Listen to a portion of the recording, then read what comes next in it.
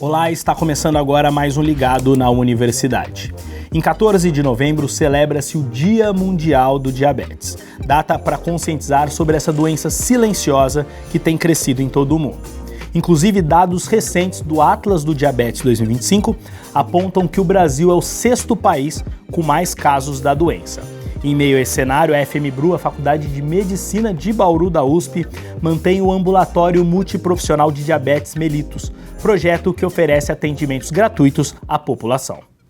E para falar mais sobre o diabetes, estamos recebendo hoje aqui o médico endocrinologista Carlos Antônio Negrato, que é professor da FMBRU e também coordenador do Ambulatório de Diabetes. Professor, primeiro, muito obrigado pela participação do senhor aqui conosco hoje. Eu que agradeço o convite. Professor, queria começar falando assim do diabetes de uma maneira geral. Sempre escuto falar tipos de diabetes, diabetes tipo 1, tipo 2. Queria que o senhor explicasse para mim o que são esses tipos do diabetes. Existem basicamente 4 grandes grupos de diabetes. Certo. O diabetes tipo 1, que ele acomete principalmente, mas não somente crianças, adolescentes, adultos jovens, e que tem uma fisiopatologia, uma base autoimune.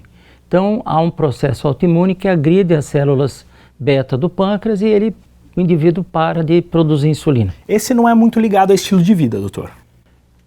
Muito pouco. Tá. Muito pouco. Certo. Já o diabetes tipo 2 é o que ocorre principalmente em pessoas obesas, sedentárias, com mais de 35 anos de idade, que tem um histórico forte de diabetes na família. Essas pessoas, então, desenvolvem uma resistência à ação da insulina, que é o mecanismo de base do diabetes tipo 2. Esse é o maior grupo, doutor? É o maior grupo, cerca de 90% das pessoas que têm diabetes têm o diabetes tipo 2. Certo. Existe o diabetes gestacional, que ele ocorre em mulheres que engravidam, que elas não têm diabetes, e durante a gravidez elas desenvolvem uma hiperglicemia. Isso desaparece após a gravidez? Pode ou não desaparecer. Certo. Tá? Pode ou não desaparecer. Mas de qualquer forma, a mulher que tem diabetes gestacional, ela já tem um risco cardiovascular aumentado e um risco 10 vezes maior do que a mulher que não teve diabetes gestacional de vir a desenvolver diabetes durante a vida. Nossa, bastante coisa. Bastante. E por outro lado, o quarto grupo aí são os outros tipos de diabetes, que são os diabetes monogênico, diabetes latente adulto latente do adulto, diabetes secundário a doenças sistêmicas e endócrinas, né? Que normalmente quando você cura a doença básica, ele pode ou não também desaparecer. Doutor, outra coisa que eu sempre escuto falar de diabetes é que é uma doença silenciosa, né? A gente sempre fala, doença silenciosa. Existem alguns sinais que a pessoa pode prestar atenção em relação aos sintomas mesmo do diabetes? O diabetes tipo 1 geralmente é rico em sintomas. Tá. Então, a criança, o adolescente, ou a pessoa jovem, ele começa a perder peso, beber água, urina muito, né? Muitas vezes se encontra formiga na urina, né? E a evolução geralmente é rápida. Os sintomas eles são mais pronunciados e eles geralmente, se você não socorre essa pessoa a tempo, não faz o diagnóstico a tempo, pode entrar em coma, cetoacidose diabética, que é uma situação de alto risco de vida, né? Certo. Já o diabetes tipo 2, ele pode sim, assim, cursar de forma mais silenciosa, né? Então a pessoa pode não ter nenhum tipo de sintoma, então ela vai no médico porque está com dor de cabeça, faz um exame e encontra a hiperglicemia, né? Então, geralmente o diabetes tipo 1 é rico em sintomas, o tipo 2 bem menos. E doutor, é possível se prevenir do diabetes? O diabetes tipo 2, sim. Então, como eu disse, ele ocorre mais em pessoas obesas, sedentárias, né, fumantes, que ingerem álcool um pouco em excesso, né? Então, geralmente, a perda de peso é um fator que consegue prevenir o aparecimento do diabetes tipo 2. Já o diabetes tipo 1, a gente não sabe bem a causa dele, o que causa exatamente. Então, no diabetes tipo 2 é mudança de estilo de vida, né? Exercício físico, alimentação adequada, perda de peso, né? Isso protege, previne. Tudo que é positivo para o nosso corpo, né? Para o nosso organismo. Tudo que faz bem para o corpo, né? Certo. Agora, já o diabetes tipo 1, como é um processo autoimune que ainda não é bem esclarecido o que desencadeia exatamente, não há prevenção. Atualmente tem surgido alguns ensaios clínicos com medicamentos, o teplizumab, por exemplo, que posterga o aparecimento, ele não evita, ele posterga, retarda o aparecimento do diabetes tipo 1, mas prevenção ainda não tem. O senhor falou sobre o diabetes gestacional, né, que a pessoa pode vir a não ter mais o diabetes gestacional após a gestação. Agora, para os outros tipos, existe cura para o diabetes? Dá para falar em cura para o diabetes, doutor? Não, diabetes não tem cura, tem controle. O tipo 1 não tem cura, o tipo 2 não tem cura, o latente do adulto não tem cura. Agora, o gestacional, como eu disse, ao terminar a gravidez pode regredir. Certo. Mas essa mulher é de alto risco para desenvolver diabetes gestacional durante a vida, né? Agora, por que se preocupar com diabetes gestacional? Se é um fenômeno que pode ocorrer só durante a gravidez e desaparecer, né? É porque exatamente aquela mulher que tem hiperglicemia na gravidez, essa criança, o seu filho, o seu feto, ele cresce, ele é criado, ele é gerado num ambiente rico em glicose. Consequentemente, ele sai do útero materno com imprint metabólico não bom. Então, assim como a mãe tem risco de ter diabetes tipo 2 ao longo da vida, 10 vezes mais, a criança também tem um risco de vir a desenvolver diabetes no início da vida adulta. Diabetes, hipertensão, dislipidemia, síndrome metabólica e tem um aumento de risco cardiovascular. Doutor, o senhor falou que não existe cura, existe controle. É possível ter uma vida comum tendo diabetes, vivendo com diabetes? Sim, a pessoa que tem diabetes, ela é para ter uma vida comum, uma vida, pelo contrário, mais saudável do que ela tinha antes, né?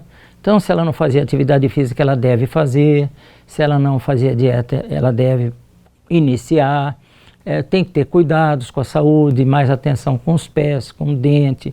Então, na realidade, se a pessoa que tem o diabetes, ela cuida como manda o figurino, ela vai ter uma melhora na qualidade de vida e no tempo de vida que ela tem. E vai evitar um monte de doenças, né, que podem ocorrer em decorrência da hiperglicemia. Já o diabetes tipo 1, ele é um diabetes de controle mais difícil, a glicemia oscila mais, mas hoje em dia nós já dispomos de vários mecanismos, né, que são interessantes no controle da glicemia dessas jovens, dessas crianças, né, como as bombas de insulina, que dão um bem-estar bem maior, né.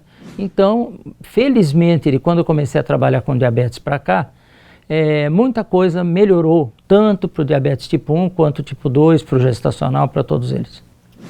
Doutor, o Atlas do Diabetes, divulgado agora nesse ano, né, que são dados de 2024, ele aponta que são 16,6 milhões de brasileiros com diabetes em 2024, né? Inclusive, houve um aumento de quase 6% num período de 4 anos, 2020 para 2024. O que o senhor atribui a esse aumento, doutor? Aumento do diabetes anda em paralelo com o aumento da vida sedentária e de obesidade. Obesidade, excesso de peso, ganho de peso, né? Então, você pode ver que, se você for acompanhar o aumento de diabetes no mundo, tipo 2, ele anda em paralelo com o aumento da obesidade. As duas coisas andam de mãos dadas, né? E onde reflete o aumento no tipo 2? Basicamente, sim. O tipo 1 tem uma pequena colaboração de obesidade, mas é bem menor, né? Tipo 2 é muito ligado a isso. A gente pode dizer que a gente vive uma epidemia do diabetes no Brasil? Com certeza, no Brasil e no mundo, né? Há muito tempo. Então, para você ter uma ideia, a Federação Internacional de Diabetes começou a fazer previsões de prevalência de diabetes, né, desde 1980, mais ou menos. Então, em 1980, existiam no mundo 50 milhões de pessoas com diabetes, antes de 1980. Atualmente já são 588 milhões, né? Isso aí só tende a aumentar. E principalmente, quando você olha em nível global, mais nos países pobres, nas regiões mais pobres do mundo, né? E nos outros países, entre as populações mais vulneráveis. As pessoas com mais problema socioeconômico, familiar, Então é um problema que transcende só a saúde física, né? É um problema amplo. E doutor, tendo em vista isso também, eu acredito que uma pessoa com diabetes, o custo para o sistema de saúde é muito alto, né? Elevado. Tratar ali essa pessoa, ter esse controle, né? Sim, muito elevado. A pessoa com diabetes, tudo nela é diferente, né? Então nós temos trabalhos publicados por alunos aqui da faculdade comigo, que, por exemplo, a gente avaliou no período da Covid, né? Os pacientes com diabetes, eles ficam internados muito mais tempo do que o paciente que não tem diabetes, né? O paciente que desenvolve a hiperglicemia durante a internação, que é diagnosticado ali, tem pior prognóstico ainda do que aquele que já sabia que era diabético, que tinha algum tipo de cuidado. Então, sempre a presença de glicose elevada está associada a piores desfechos.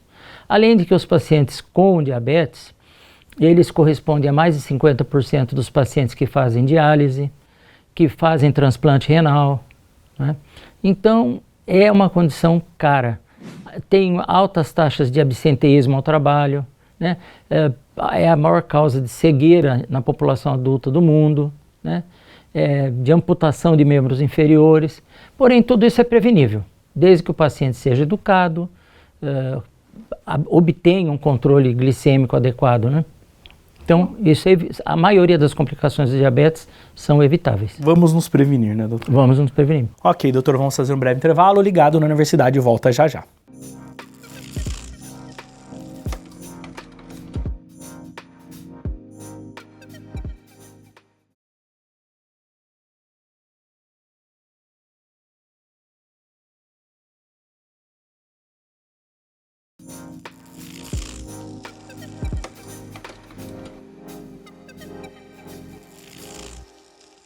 Estamos de volta com o Ligado na Universidade, recebendo o médico endocrinologista e professor da FMBRUSP, Carlos Antônio Negrato, para a gente falar sobre o diabetes. Bom, professor, no bloco anterior a gente falou de uma maneira geral sobre a doença, sobre o panorama, né, da doença no Brasil e no mundo, e agora eu queria falar um pouquinho das ações da faculdade aí, em meio a esse cenário, né? O senhor coordena um ambulatório multiprofissional de diabetes mellitus. Fala para a gente o que é esse ambulatório, que tipo de atendimento vocês ofertam para a população. Esse ambulatório foi idealizado logo que eu entrei aqui na universidade, né? E eu sempre fui aficionado por diabetes, sou, né? Então, logo que eu cheguei em Bauru, eu fundei, junto com um grupo de pais e crianças diabéticas, a Associação dos Diabéticos de Bauru. ADB. ADB, que na época o objetivo era dar um atendimento, um acolhimento a essas pessoas com diabetes. Isso quando, mais ou menos? 1982. Tá. Né?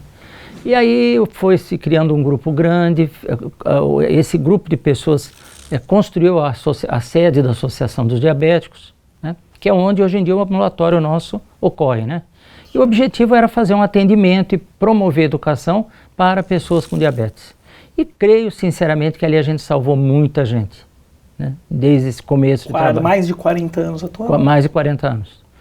Bem, aí depois, quando eu entrei aqui na universidade, eu já entrei com isso em mente, né, de continuar fazendo um trabalho com diabetes, e a gente então procurou o prédio lá da associação que tinha disponibilidade para a gente começar a trabalhar lá. E aí a gente iniciou esse projeto para atender a população, inicialmente pessoas mais carentes, com menos de 3 salários mínimos, né? E aí esse ambulatório tem sido uma fonte de grandes prazeres para mim como médico, né, como professor. Então os alunos ali têm aprendido a lidar com o paciente, e não só a tratar o diabetes, mas eles começam ali a aprender a fazer exame físico, fazer anamnese, pesquisar neuropatia. A gente está conseguindo fazer um trabalho concomitante com oftalmologia, né?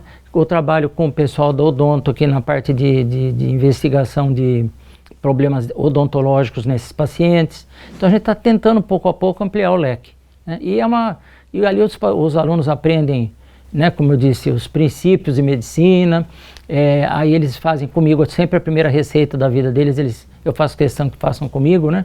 Então, e a gente tem obtido um trabalho legal, porque a maioria dos pacientes que vão e ficam, né, porque tem muita gente que abandona o tratamento, mas os que vão e ficam têm obtido um resultado excelente. Doutor, eu fiquei um pouco confuso quando eu estava pesquisando para a nossa entrevista, porque a ADB Eu sempre conheci como Associação dos Diabéticos de Bauru. Sim. E é também a sigla do ambulatório, mas acredito que essa confusão é até proposital, porque as duas coisas se fundem pelo que o senhor está explicando. Isso. Certo? Então o atendimento do ambulatório é na ADB. É na ADB. Entendi. Para ter mais informações, tudo é na ADB. Certo? Ô, doutor, mas qual que é a porta de entrada para isso? Precisa passar no Sistema Único de Saúde ou não, é só ligar lá, procurar a Associação dos Diabéticos, né? E deixa o nome que a gente vai chamando. Toda semana, geralmente, a gente atende 3, 4, até quando dá mais pacientes novos. 3, 4 por semana? Por semana. E aí a gente vai, porque nós fazemos um ambulatório uma tarde só por semana. E os outros pacientes vão fazendo retorno, são acompanhados até que o controle glicêmico seja realmente obtido. Doutor, o senhor falou 3, 4 por semana, acredito que tem até uma fila aí de espera. Existe uma lacuna no atendimento do diabetes aqui em Bauru? Em todo lugar do Brasil, aqui e no Brasil inteiro, né? Então ainda o atendimento deixa muito a desejar em todos os cantos do país. Então a gente com mais luta, de 16 milhões de pessoas com mais de 16 milhões aumenta muito. Existe um desconhecimento por parte do próprio paciente sobre o que é o diabetes, existe um desconhecimento de profissionais da saúde, né? Os sistemas de saúde nem sempre são receptivos a projetos para tratar o paciente com diabetes, enfim, é uma situação preocupante. E doutor, o atendimento no ambulatório, na associação, ele é gratuito? Ele é.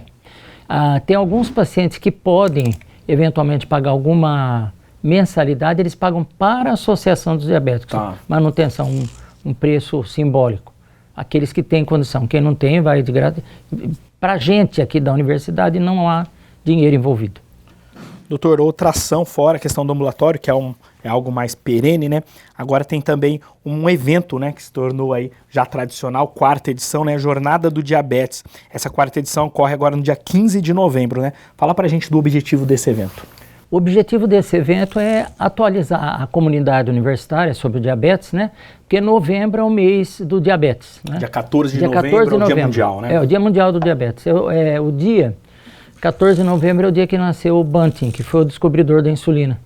Então, comemora-se como Dia Mundial de Diabetes. E ele, então, em todo lugar do mundo se faz o Novembro Azul, que é a cor do diabetes, né? O azul. E aí a gente faz esse movimento, em todo mundo tem. Então fazem-se campanhas de detecção, alertas, fala-se muito sobre diabetes, né?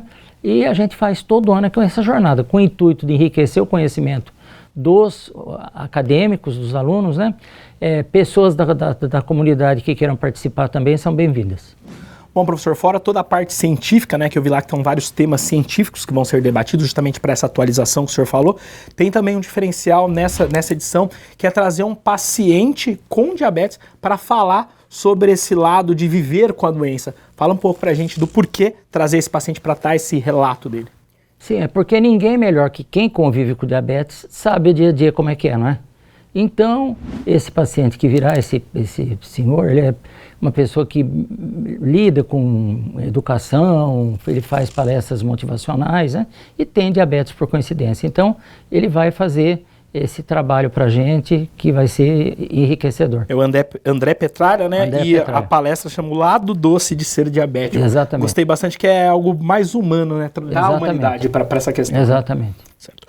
Doutor, bom, para a gente finalizar, queria que o senhor aproveitasse aquela câmera para mandar um recado, aproveitando justamente que tem a jornada, que estamos no mês aí de conscientização, um recado aí para conscientizar em relação ao diabetes. O que eu posso aconselhar é, assim, para todo mundo, cuidem-se, né? Porque a pessoa que não é diabética, se cuidando, ela consegue prevenir o aparecimento, o diagnóstico do diabetes, né? Quem já é diabético, quem já tem o diabetes, ele, se cuidando bem, ele vai viver mais, talvez, do que ele viveria sem o diagnóstico de diabetes. Então, é apenas uma questão de autocuidado, de amor próprio, né? Porque as consequências costumam ser desastrosas, né? Quando não se cuida. Doutor, queria agradecer ao senhor. Muito obrigado. Eu que agradeço. Obrigado, viu? O Ligado na Universidade fica por aqui. Esperamos que tenham gostado e até a nossa próxima edição.